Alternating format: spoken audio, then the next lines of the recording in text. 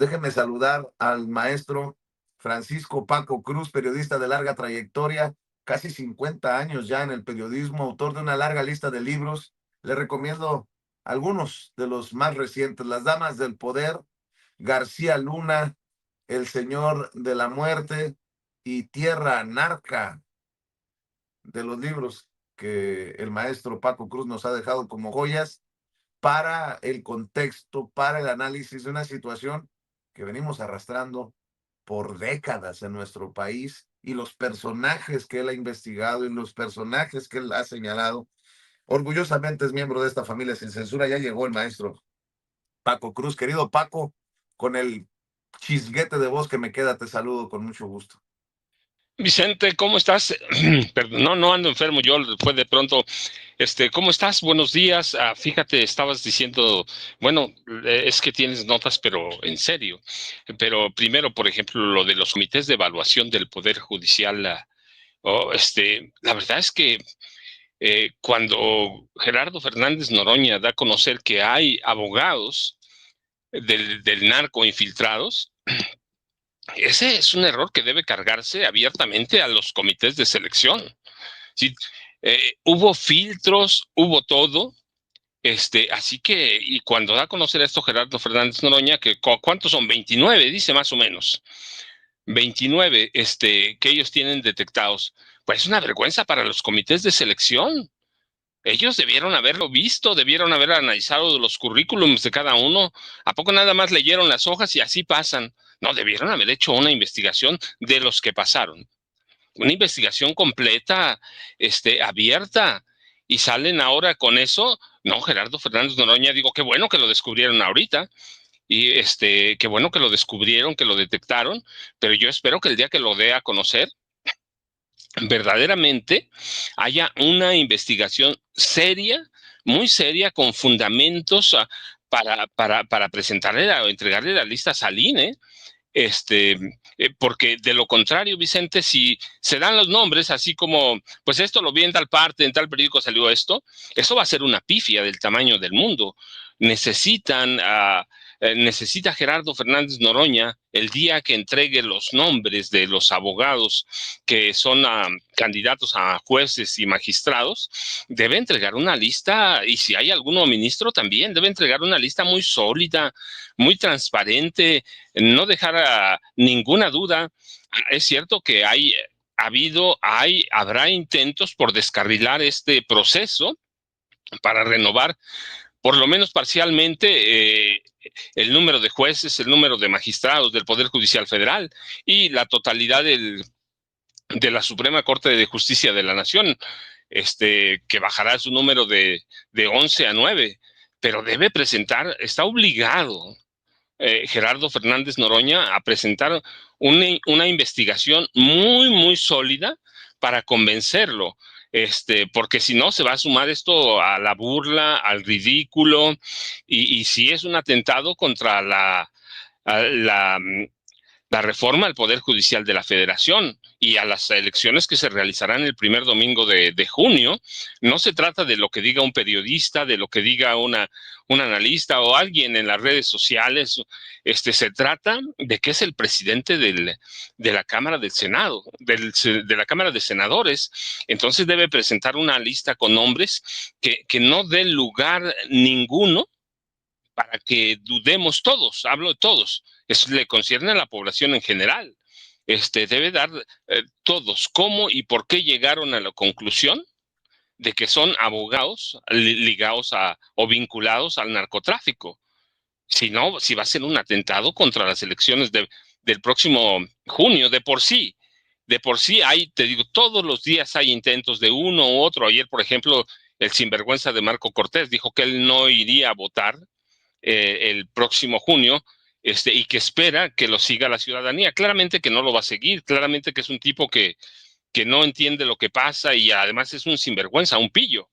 Pero intentos como estos desde adentro del Poder Judicial ahora mismo, dentro de la sociedad civil, del conservadurismo, hay intentos todos los días por deslegitimar el proceso, porque el proceso que llegue al 1 de junio llegue manchado de errores, de fallas.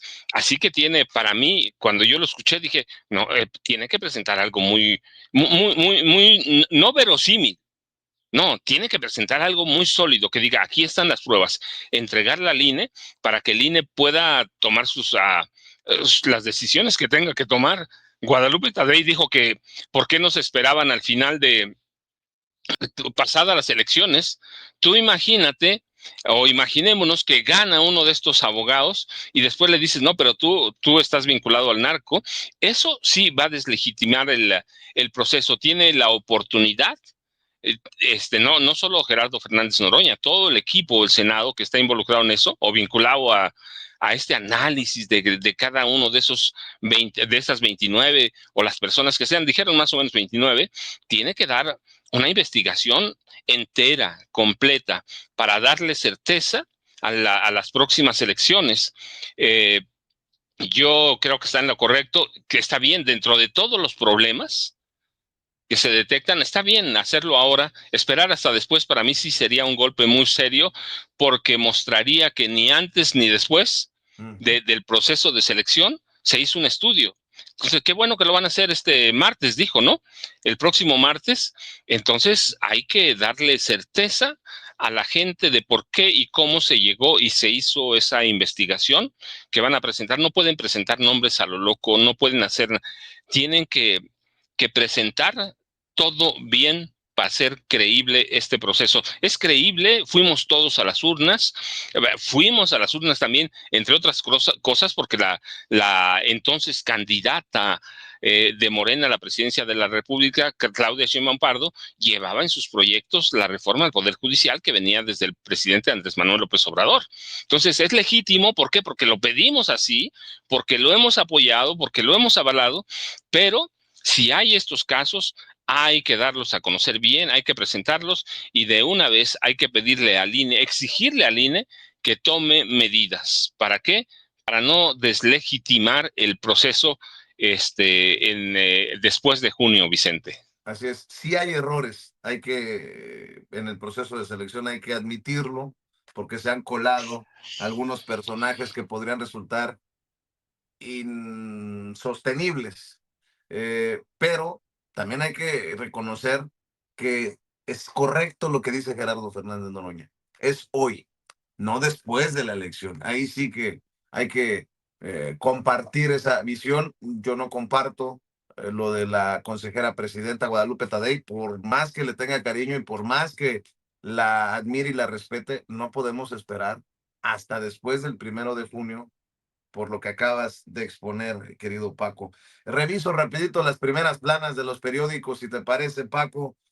Toma 4T, control total de telecomunicaciones, dice el periódico Reforma.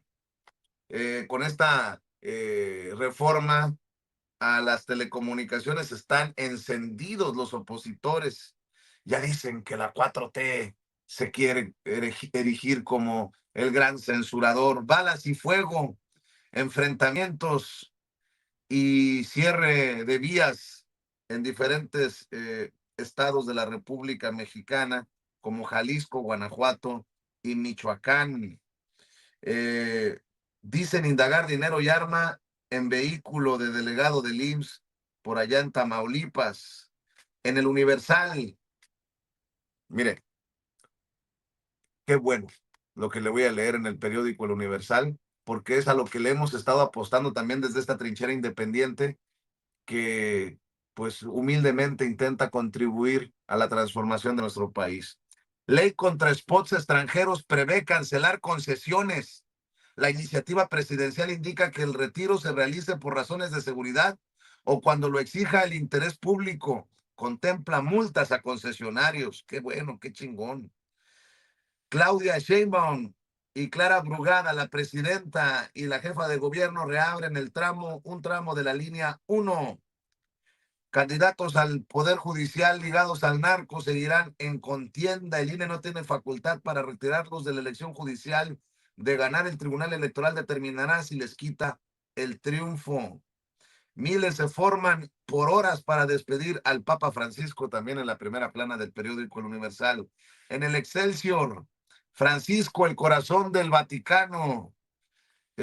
Indagan desfalco en Superiste. El Senado impugnará candidaturas de los aspirantes ligados al narco. En Milenio, policías, exjuzgadores, notarios y cómplices de narcos quieren partido. Órale, va a estar importante también ese debate. Trump bajará arancel a autos, lo demandan 12 estados en Estados Unidos. 4 o 5 horas para despedir a Jorge Mario Bergoglio, el Papa Francisco, dicen en la portada de Milenio. La jornada, México, país de América Latina donde más bajó la pobreza de acuerdo al Banco Mundial. Abre la puerta Trump a pacto comercial justo con China. Congreso impugnará a unos 20 aspirantes al Poder Judicial por presuntos nexos con el narco. Suplente de juez otorga protección a Silvano Aureoles contra orden de captura. Me lleva la que me trajo. En 5 años, en la contraportada de la jornada, 24,915 denuncias por despojo en el Estado de México. En el Financiero, Trump daría vuelta en U en ciertos aranceles. Fieles inician la despedida de Francisco en el Vaticano. El Economista, deuda del gobierno alcanzará este año una proporción del 60.7% del PIB. Sheinbaum envía iniciativa de ley de telecomunicaciones, dicen en la portada del Economista. En el Heraldo, incrementa 65% incautación de armas de fuego y reinauguran 4 estaciones de la línea 1 del metro, la jefa de gobierno y la presidenta. En el Sol de México, Sheinbaum crea superagencia de telecomunicaciones. Violencia en Guanajuato, Jalisco y Michoacán, dicen en el Sol de México. En Reporte Índigo aparece en portada, alcaldías brincan la ley. Desde 2001 la subcontratación de personal quedó prohibida en el país por atentar contra los derechos laborales de los trabajadores. Sin embargo, las alcaldías de la Ciudad de México aún recurren a esta figura para servicios de limpieza.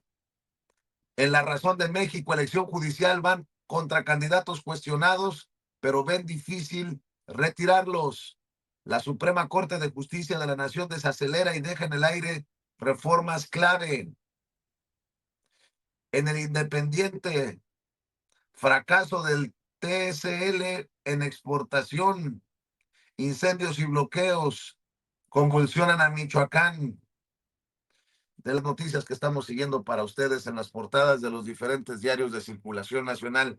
Mi querido Paco, muchas noticias importantes, creo yo, en portada también en los periódicos, y desde Estados Unidos se reporta que el viceroy Vicente Carrillo Fuentes, hermano de Amado Carrillo Fuentes, el Señor de los Cielos, está en negociaciones, de acuerdo a los fiscales, que así lo mencionaron ayer en una audiencia breve de no más de 10 minutos del viceroy allá en la Corte Este, la Corte del Distrito Este de Nueva York.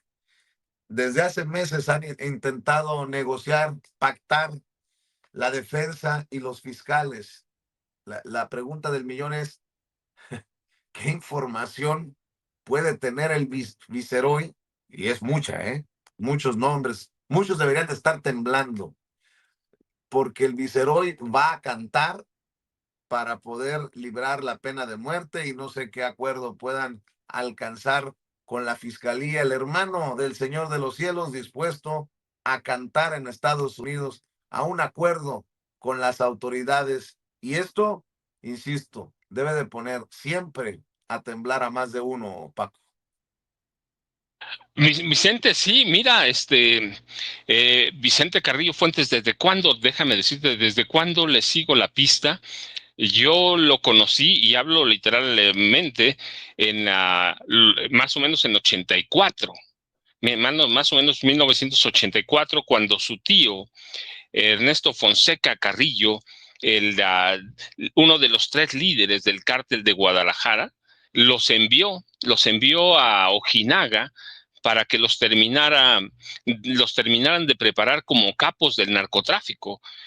Cuando Don Neto Rafael Caro Quintero y Miguel Ángel Félix Gallardo, estaban por ser capturados. Doneto tenía 3 sobrinos, 4, pero 3 eran, en ese momento el otro era muy joven, 3 sobrinos que eran sus brazos derecho, izquierdo, los que negociaban, pero él era el capo. Entonces, cuando los apresan, los envía a Ojinaga, para que los terminen de preparar. Los 3 hermanos eran Amado, Cipriano y Vicente Carrillo Fuentes. Cipriano murió en un extraño accidente con armas de fuego y quedaron Amado y Vicente. En forma natural, Amado Carrillo Fuentes se convirtió en ese momento en el mejor aprendiz y con el tiempo en el gobierno de Carlos Salinas de Gortari, con la ayuda de Carlos Salinas de Gortari y del comandante Guillermo González Calderoni, lo posicionan como nuevo, en ese entonces, nuevo líder máximo del cártel de Juárez.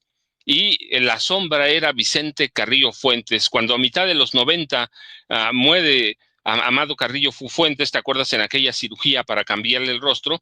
Vicente Carrillo Fuentes toma el liderazgo del cártel de Juárez. Es un tipo que es muy violento, pero era considerado menos violento que Amado Carrillo Fuentes, así que conoce prácticamente el narco desde el gobierno de Miguel de la Madrid Hurtado, conoce cómo los comandantes de la Dirección Federal de Seguridad, que era una policía política temible, en esa época se convierten la Dirección Federal en una escuela de capos del narcotráfico. Y Vicente, como Amado Carrillo, negociaban con ellos, negociaban con militares, negociaban con políticos. Así que del gobierno de Miguel de la Madrid, pasando por el de Carlos Salinas de Gortari, Ernesto Zedillo, que recibía, porque hay evidencias muy sólidas de que Amado Carrillo Fuentes y su hermano Vicente le entregaron a Zedillo dinero para la campaña y eran parte del sostén y los acuerdos de Ernesto Zedillo Ponce de León para tener una parte del negocio del narcotráfico. No te lo digo al aire, la general Gutiérrez, Gutiérrez Rebollo, el general Gutiérrez Rebollo tenía información sólida. Mire, tú sabes, yo conocí a César Sin Censura, él tiene la información de su papá, pero yo tenía antes esa información, yo la trabajé por mi lado, tanto que lo publico en un libro que se llama Cártel de Juárez, que es mi primer libro. Entregaban ellos dinero a la gente muy cercana a Ernesto Zedillo, sí que Amado, que vemos en la foto, eran gente de Ernesto Zedillo Ponce de León, mientras la familia de la esposa, lo he platicado, el papá y los hermanos de Nilda Patricia, negociaban, controlaban el cártel de Colima. Así que esa historia la tiene bien Vicente Carrillo Fuentes, el viceroy, conoce prácticamente todo y bueno, pues luego conoce la llegada de Vicente Fox Quesada y cuando es el encumbramiento de Genaro García Luna, Vicente. Así que tienes a este hombre, Vicente Carrillo Fuentes, que tiene la historia del narcotráfico de Miguel de la Madrid hasta Felipe Calderón Hinojosa. Conoce todo, sabe cómo negociaban en los aeropuertos, cómo negociaban desde la presidencia con los cárteles de la droga. Así que tiene uno que temblar. No, muchos exfuncionarios tienen que poner sus barbas a remojar, porque no es un hombre cualquiera, es un capo, pero te digo, desde los 80 con el cártel de Guadalajara, su tío fue de los fundadores del cártel de Guadalajara, así que tiene bien la historia, nombres, apellidos, apodos, de quiénes y cómo se movió el narcotráfico en el neoliberalismo. Y tiene mucha información sobre el gobierno de Carlos Salinas de Gortari, que es el que encumbra al moderno cártel de Juárez. Es el que lo encumbra, así que tiene toda la historia de Carlos Salinas de Gortari y el narcotráfico, la historia de Raúl Salinas de Gortari y el hermano, y cómo negociaban con este hombre. Así que sí, está negociando, sí tiene información. Las autoridades de Estados Unidos le pidieron negociar y aceptan porque es un hombre que tiene la información de la escuela del narcotráfico en el gobierno de México, Miguel de la Madrid, hasta Felipe Calderón Hinojosa, imagínate. Así que, ¿de qué es historia? Pero a estos dos hombres los tiene bien. bien completos. ¿Por qué? Porque negociaba en el gobierno de Carlos Salinas de Gortari a través de Amado Carrillo Fuentes. Conocía a los dos, a Vicente Carrillo Fuentes, Amado, claro que lo conocí, que son alumnos de Pablo Acosta Villarreal, que es el que le enseña a Amado Carrillo Fuentes, a Vicente, cómo usar aeronaves para traer cocaína de Colombia a México. Después Amado Carrillo Fuentes modernizaría, traería jets, otro tipo de aeronaves, pero el que lo enseña a Amado Carrillo Fuentes es Pablo Acosta Villarreal, que era en los 80, era el capo máximo del cártel de Juárez, pero él no vivía en Juárez, sino en Ojinaga, y por ahí pasaba toda la droga. La gente pensaba que la droga pasaba por Ciudad Juárez. No, la droga pasaba por Ojinaga. Yo lo he contado, no sé cuántas veces visité Ojinaga, muchísimas, muchísimas. En aquel momento tenía la idea de publicar un libro sobre Pablo Acosta Villarreal, pero me lo ganó un periodista de Estados Unidos que era mi amigo, y publicó El zar de la droga sobre Pablo Acosta Villarreal y cómo se encumbra el cártel de Juárez, pero la droga se pasaba por Ojinaga, Vicente. Yo recuerdo, por ejemplo, en aquel momento el cura me dijo, mira, es que aquí 90% de la 95% de la población vive de Pablo Acosta Villarreal, es decir, del cártel de Juárez. Todos los negocios fluían a través de Pablo Acosta Villarreal, y claro, ya tenía como alumnos Amado y Vicente Carrillo Fuentes. Ya te platiqué, Cipriano había muerto en un accidente, así que él los enseña, y después se acerca Amado Carrillo y se acerca Vicente Carrillo a los narcotraficantes colombianos,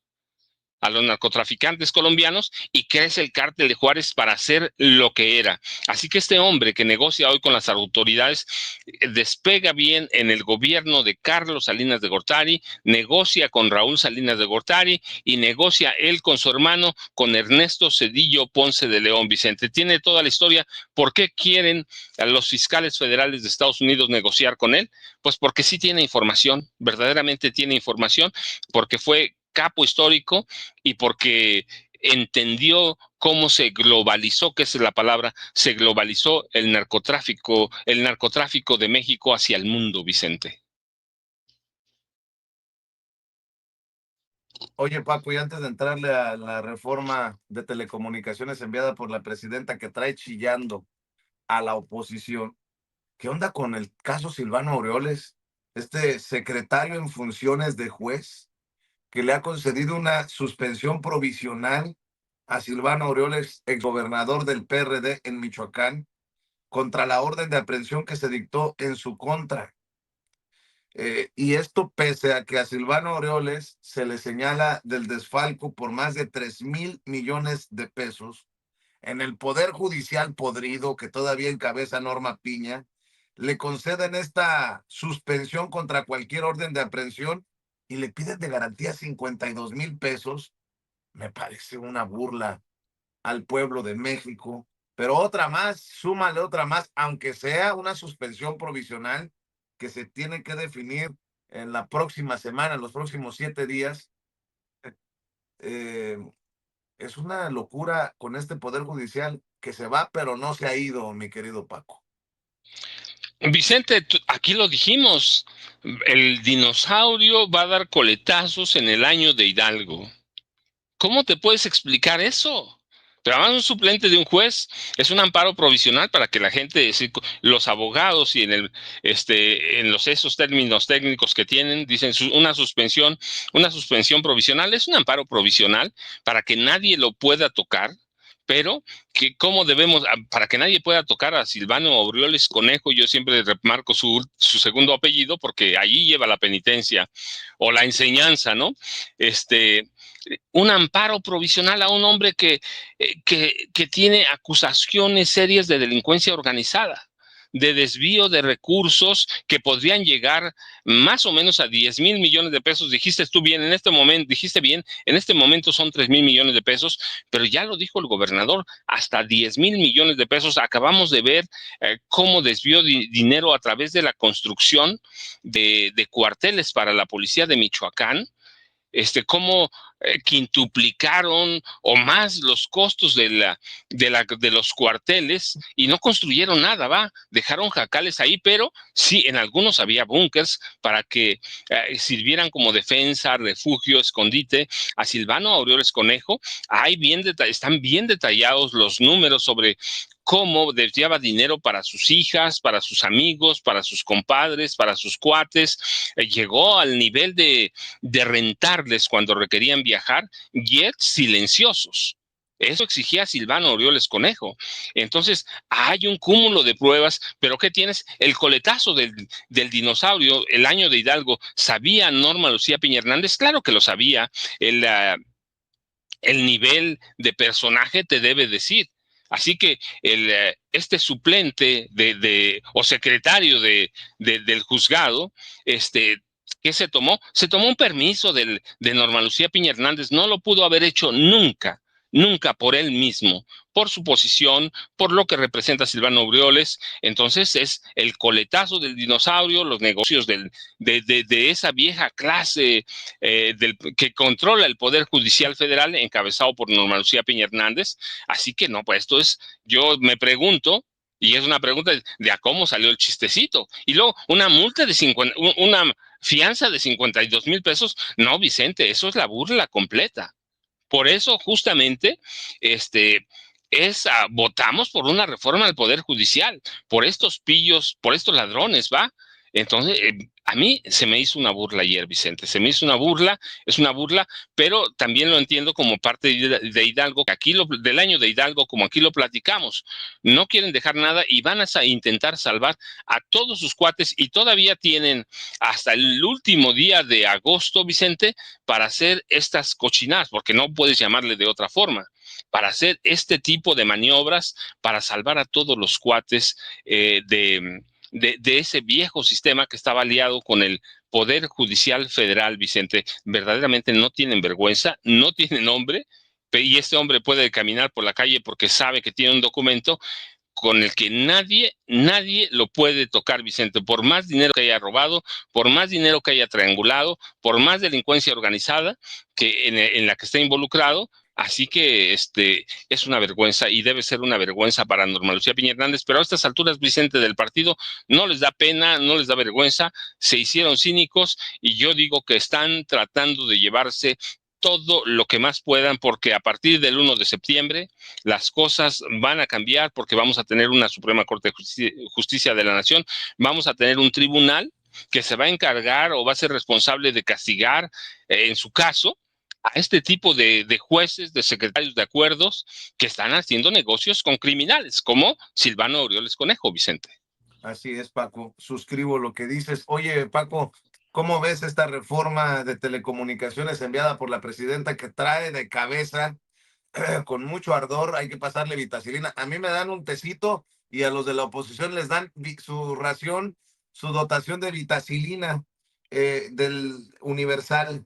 Ley contra spots extranjeros prevé cancelar concesiones. La iniciativa presidencial indica que el retiro se realice por razones de seguridad o cuando lo exige el interés público. Contempla multas a concesionarios. Después de la transmisión de un spot antiinmigrante de Estados Unidos en la televisión abierta mexicana, la presidenta Claudia Sheinbaum propone crear la ley en materia de telecomunicaciones y radiodifusión, con la que se prevé el retiro de concesiones de radio y televisión cuando lo exige el interés público o por razones de seguridad nacional. Se contempla la creación de la Agencia de Transformación Digital y Telecomunicaciones, que asumirá las funciones del Instituto Federal de Telecomunicaciones. Esta iniciativa, que se prevé que el Senado apruebe en fast track, prohíbe que concesiones de radio, televisión o audio transmitan propaganda política, ideológica y comercial de otros países y establece multas de hasta el 5% de los ingresos a los concesionarios que lo hagan. Con esta reforma, el gobierno federal busca blindar la soberanía informativa del país y evitar cualquier tipo de influencia externa en los asuntos internos a través de los medios de comunicación. Eso dice el Universal. En el Reforma, toma 4T, control total de telecomunicaciones. Concentrará atribuciones a Agencia de Transformación Digital. A través de la Ley de Telecomunicaciones y Radiodifusión que llegó ayer al Senado, el gobierno federal busca tomar el control del sector, acusaron legisladores de oposición. Advierten que ley va en perjuicio de la competencia y la libre expresión y le daría amplias facultades al gobierno. Este es el documento. Dicen en el periódico Reforma: otorgamiento, revocación y renovación de concesiones de telecomunicación y radiodifusión, implementación de procesos de licitación y asignación de bandas de frecuencia del espectro radioeléctrico, resolver los desacuerdos de compartición de infraestructura entre concesionarios, supervisión de contenidos, establecimiento de límites en contenidos publicitarios a través de máximos de tiempos publicitarios y emisión de lineamientos para que los concesionarios cumplan códigos de ética. Lo que más les ha brincado a los de la oposición en el documento que nos mostraba Ceci es el párrafo en donde el capítulo 8 habla de las plataformas digitales, ese, que dice, artículo 109, las autoridades competentes podrán solicitar la colaboración de la agencia para el control, para el bloqueo temporal a una plataforma digital en los casos en que sea procedente por incumplimiento a disposiciones u obligaciones previstas en las respectivas normativas que les sean aplicables. La agencia emitirá los lineamientos que regulen el procedimiento de bloqueo a una plataforma digital. ¿Por qué les arde? Pues porque quieren poner en contra a la gente de estos esfuerzos del gobierno que encabeza la doctora Claudia Sheinbaum, porque le están diciendo a la gente en redes sociales, cuídense, porque esto atenta contra la libertad de expresión. A los medios críticos ya no podrán hablar con libertad por temor a que les cierren el changarro. No, deberían de tener temor esos que mienten, esos que tergiversan, esos que abusan de la concesión, como las dos televisoras que ven en pantalla, etcétera, etcétera, etcétera, mi querido Paco. A ver, fíjate, Vicente, no, es que es bien importante, esta ley es bien importante, esta iniciativa de ley todavía es bien importante porque sí es una respuesta a los spots que transmitieron las televisoras y otros medios mexicanos de la secretaria de Seguridad Nacional de Estados Unidos, Kristi Noem, en la que criminaliza, amenaza a los migrantes mexicanos, estigmatiza, viola la Constitución. Es decir, es una ley que responde no a un control, sino que es muy clara. Es muy clara. Es una ley contra la propaganda política de gobiernos de otros países. Dice, los concesionarios que presten el servicio de radiodifusión, televisión o audio, entendemos por eso los youtubers o los restringidos en el país, no podrán transmitir, y eso debe quedar muy claro, no podrán transmitir propaganda política, ideológica, comercial o de cualquier tipo de gobiernos o entidades extranjeras, con excepción de la promoción turística y cultural. Es decir, lo que está anticipando el gobierno, porque después de un spot que viene a agredir del gobierno de Estados Unidos, de la secretaria de Seguridad Interna o secretaria de Seguridad Nacional, como dicen en Estados Unidos, que responde a un spot que viene a criminalizar a los mexicanos abiertamente. O sea, no se escondieron, no nada, y responde también a que las televisoras supieron del contenido, lo entendieron, sabían lo que estaban haciendo y prácticamente se prestan a difundir propaganda ideológica de un país extranjero. Así que no es una ley de control, es una ley para prevenir el intervencionismo extranjero. ¿Qué van a decir mañana? Aquí lo platicamos, Vicente, ¿sí? ¿Qué van a decir mañana? Sí, y también he sido claro, Vicente, así incursionaba o incursiona la CIA en el resto del mundo. ¿Cuántos golpes de Estado ha patrocinado y promocionado la CIA en América Latina? ¿Y qué usaba? Mira, el primer medio, porque son los manuales de la CIA, el primer medio son los manuales de los medios de comunicación locales. El primer medio para desestabilizar a un país son eso, los medios. La CIA tiene una experiencia de décadas en en tratar en desestabilizar gobiernos a través de los medios. La CIA compra periodistas, bueno, ya lo vimos aquí, Mexicanos contra la corrupción y la impunidad. ¿De dónde recibía dinero? De la CIA. Ciertamente lo disfrazaban a través de agencias como la USAID, sí, pero Mexicanos contra la corrupción y la impunidad recibió 4 o 5 años, millones de pesos de millones y millones, ¿no? De la CIA, abiertamente. Yo recuerdo mucho cuando el presidente López Obrador presentó los documentos, no es que se esté inventando algo, así que el presidente López Obrador documentó muy bien cómo la CIA estaba financiando a mexicanos contra la corrupción y la impunidad. Yo recuerdo cuando Claudio X González Guajardo de pronto salió a decir, bueno, sí nos financiaron, pero nada más 4 años, 4 años y medio eran, pero ya no recibimos nada. Pero así actúa la CIA. Entonces, lo que hicieron las televisoras con aquel spot de Kristi Noem, la secretaria de Seguridad Nacional, fue propaganda política, fue una amenaza. ¿Qué van a transmitir más? Entonces, lo interesante es, no podrán transmitir propaganda política, ideológica o comercial de cualquier gobierno. No está hablando de otras cosas, es propaganda política. Y todos sabemos lo que es propaganda política, propaganda ideológica. Y eso hizo Kristi Noem.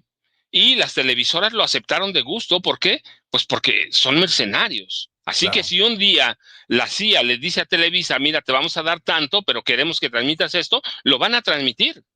Lo van a transmitir y van a tratar de desestabilizar al país, pero es bien importante porque mira, cuando hablan de que toma control y puede controlar las concesiones, no, eso es una mentira. O sea, dice, podría.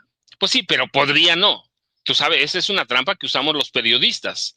¿Sí? Podría cancelar concesiones. Pues sí, pero podría no. No, está hablando, es una propuesta muy seria.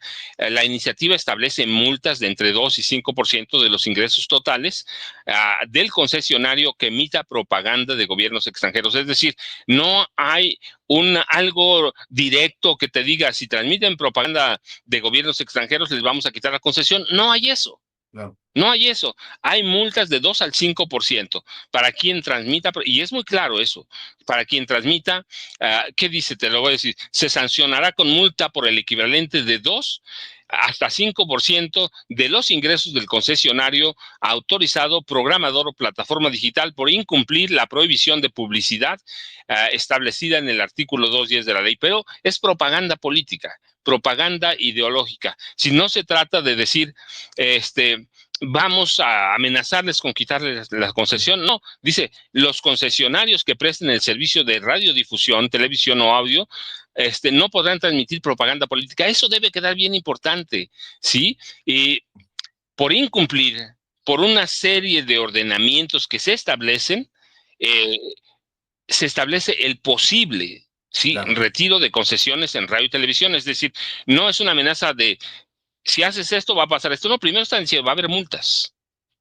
Si incumplen con todo eso, ¿qué va a pasar? Pues se puede llegar hasta el retiro de la concesión. Mira, el artículo 68 establece que para el rescate de una banda de frecuencia concesionada o de recursos orbitales, la agencia del gobierno que va a crear el gobierno deberá notificar al concesionario las razones en las que justifiquen su determinación, otorgándole un plazo de 35 días hábiles, que son casi 2 meses, Vicente. 35 días hábiles para que surta efecto, para que se manifieste a lo que convenga. Es decir, hay un periodo muy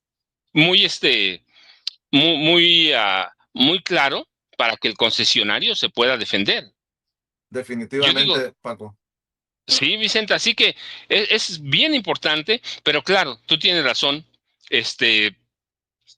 ¿Qué va a decir la oposición? Es un hilo que se va a agarrar otro más, pero el spot anti-inmigrantes de Estados Unidos es durísimo. Es durísimo. Pues y además están pataleando porque al final es dinero que se les está yendo, la posibilidad de seguir haciendo negocio con Trump o con otros gobiernos. Y déjame incluir en la conversación al querido Jaime Hernández, corresponsal de guerra, corresponsal mexicano en el extranjero, también fundador y conductor de su espacio en YouTube, No Apto para Cínicos y gran amigo de este espacio. Querido Jaime.